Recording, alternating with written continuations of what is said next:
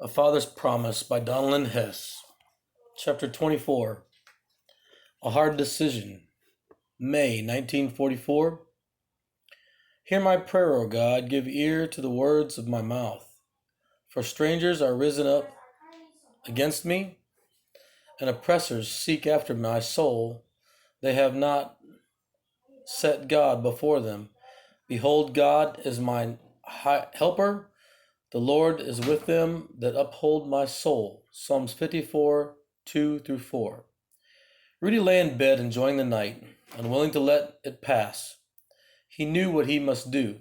He knew, too, that he had put it off too long and that he could not afford to wait. Reluctantly, he got up and went quietly into the room where Ingrid and Anna slept. "Anna," he whispered. She stirred but did not waken. Fearing that he would disturb Ingrid as well, he went to Anna's side of the bed and leaned over to touch her arm. She opened her eyes. "Anna, we have to talk," he said. "What time is it?" she asked him. "Late," he said. "Can't it wait until morning?" she asked. But she sat up.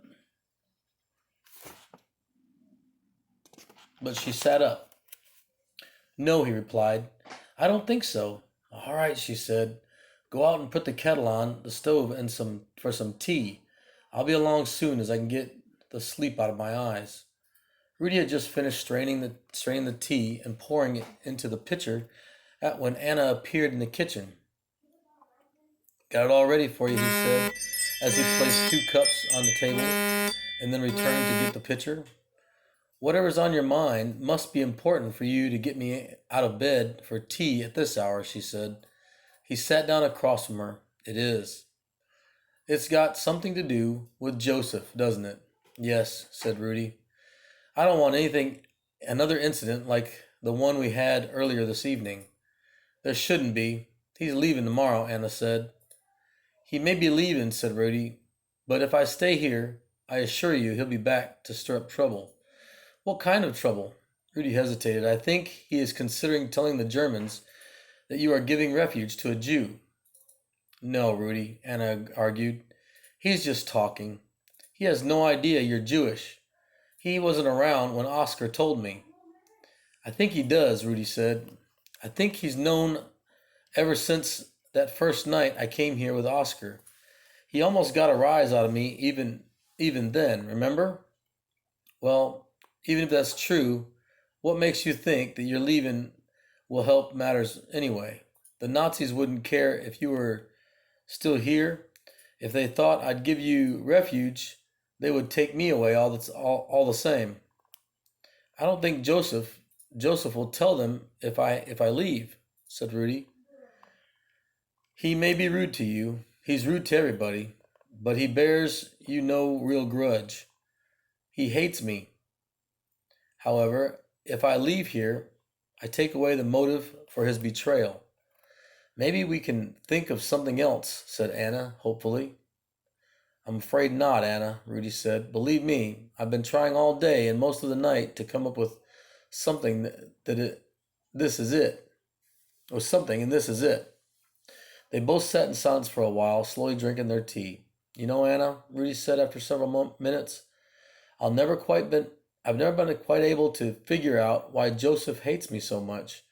I know it's not just the fact that I'm a Jew, because he hated me before the moment he first laid eyes on me. I remember the look he gave me the very first time you introduced us. I think he hates you, Rudy, because you are what he is not," Anna said. "What do you mean?" asked Rudy. She looked thoughtfully. "Well, I guess I mean that you are easy to like." "Well, Joseph could be if he'd change," Rudy said. She shook her head. "He doesn't believe that. He believes that the problem is not with him, but with those around him. Take the soldiers, for example. They seem to take you in and approve of you immediately, but they never put any attention to Joseph," she said. "Well, what did he expect?" asked Rudy, "when he made all those pro-German speeches? He didn't talk like that from the beginning. In fact, he never talked that way until after the resistance group had met here for several months. I think that it began simply because he wanted some attention. He couldn't get it from the men in an acceptable manner, so he began to goad them and fight with them. It worked, I should say. Then you show up, she continued. They let you eat with them and listen to their talk as if you were a part of them. He felt cheated. He had to fight for attention. You just came in and sat down. You know that was only because of Oscar, Rudy said. Sure, I know that, but he didn't. Why didn't you say something to the men? Asked Rudy. Well, I didn't really figure it out until later, sometime later, but then it was too late. Joseph had already convinced himself that to fight for Germany was the answer. What he really wanted was approval, and I bet the Germans in Warsaw gave him that. She looked troubled. They're only using him, said Rudy. You and I know that, but she threw her arms up in a helpless gesture and then, growing angry, said, he is just being stupid. Rudy nodded. Stupidity seems to be running rampantly these days. You know, Anna, it is hard to understand how people can blindly follow wicked men. Hitler has convinced thousands that Jews are thieves and murderers, and he is using fools to carry out his own hatred. And it is seldom easy to convince a person that he is playing the fool, said Anna. But for people to believe that it is right to hate an entire race of people. Take my best friend Salik. He is a Jew. My father and his were best friends too. All of the Certisics are good people. He hesitated. I will never find another friend like Salik, Anna, never. He could say no more. Anna placed her hand upon his arm. Maybe you won't have to find another friend. Don't lose hope, Rudy. I only wish I knew if they were among those killed in the Jewish uprising. Would it really help to know right now? She asked. I don't know. Even Joseph admitted that many of the Jews were not killed, but sent to camps, she said, trying to encourage him. Maybe the Certisics are at the camps. Maybe they were even sent to the same one your father was sent to. Maybe, Rudy said, but there was little conviction in his voice. Besides, if Salik is like you, he will survive, she said. I pray that is so, Anna, Rudy said. Every day I pray that it is so. Then to lose hope would mean to lose faith, wouldn't it? She asked him. Rudy smiled. Yes, I suppose it would, and I, of all people, should know better. But God has been so faithful to me, Anna. And he can continue to be, she said. Now you tell me you must go, she continued. When do you plan to leave? I should leave just before dawn, Rudy replied. What about Ingrid? Is she to go with you? What do you think? You have taken good care of her, Rudy, Anna said, and I know that you two could not love each other more if you were family. Therefore, it must be your decision. Rudy wanted more than anything to take Ingrid with him, but he needed some assurance that it was best for her. He needed Anna's sanction.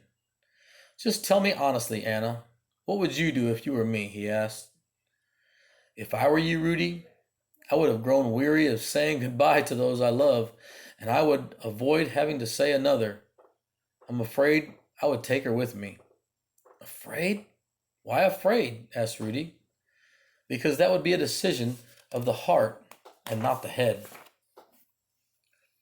You do not think that it is best for her then, said Rudy, disappointed.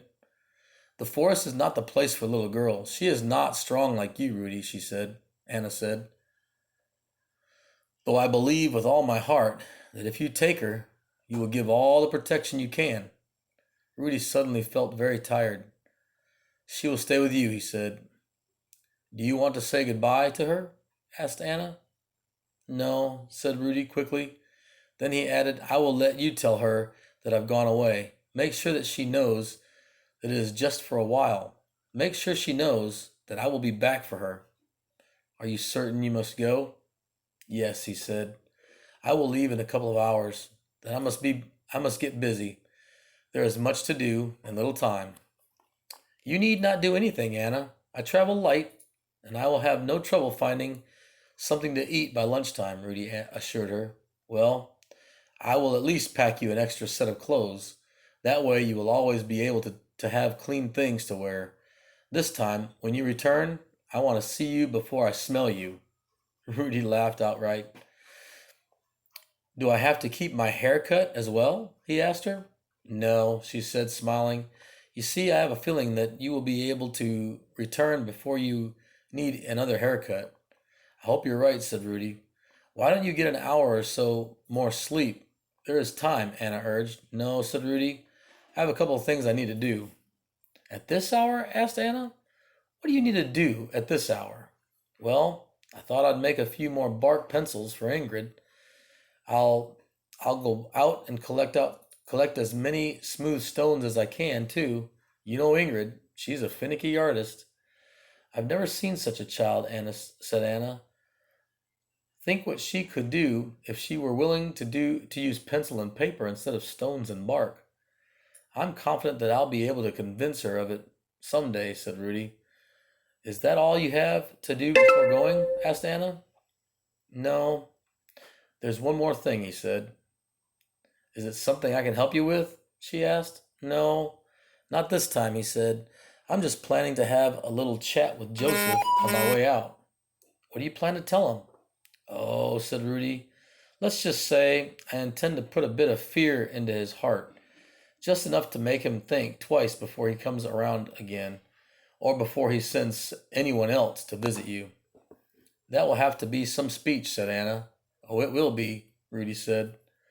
Having given Anna Ingrid's art supplies and said his farewell, he headed for the barn. Although he felt more melancholy than argumentative, he knew that in all likelihood he would have to steel himself for a fight.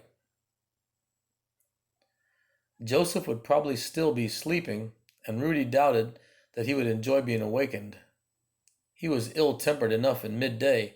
Rudy could hardly wait to see how he would be when first awakened in the morning. Rudy entered the barn and called out to him. There was no answer for some time. Eventually, however, he heard someone moving in the loft.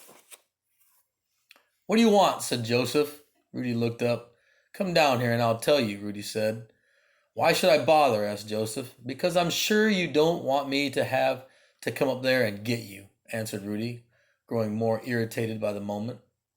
Although he had saved Joseph from Sasha, he still could not like the boy, for Rudy had never met anyone who could irritate him faster or keep him worked up longer. Joseph stood at the edge of the loft, glaring down at Rudy. Rudy waited quietly. His patience soon paid off. Joseph descended the ladder. I'm here now. What is it you want? I just wanted to tell you I'm leaving. How sad, Joseph interrupted. Rudy ignored the comment, but I assure you I will be close by. That's convenient, said Joseph. That is precisely my point, said Rudy. I will be close enough to make certain that you do not disturb Anna or Ingrid. You can do nothing to stop me, Jew boy, said Joseph.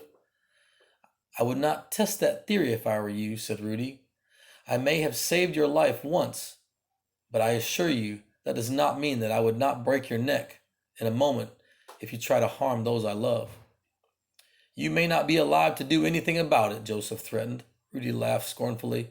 No German could find me once I get into the forest. I've grown far too cunning for them, so don't bother sending them after me. As soon as Rudy's back was turned, however, he heard Joseph moving. Instinctively, Rudy turned again to face him, just in time to dodge the flying pitchfork Joseph had heaved at him. Enraged, Rudy charged Joseph and pinned him to the wall. You're the biggest fool I have ever met, he shouted angrily. You're choking me, gasped Joseph. At this moment, I don't really care, said Rudy.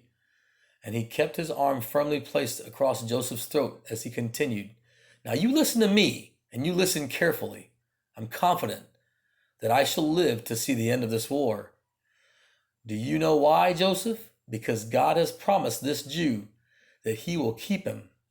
You don't have any such promises, do you? Stop choking me, pleaded Joseph, genuine fear coming into his eyes. Rudy loosened his grip only slightly. I saved your life once, but that does not mean I will let you get away with hurting those I love. I will do what I must to protect them. I'm leaving, but I'm not going far, and I warn you, Joseph, if anything happens to Ingrid or Anna, or if so much as one blade of grass is damaged on this farm, I'll be back for you. And I assure you, there are not enough Jews in all of Europe to hide you from me. God will see to it. Do you understand? Joseph nodded.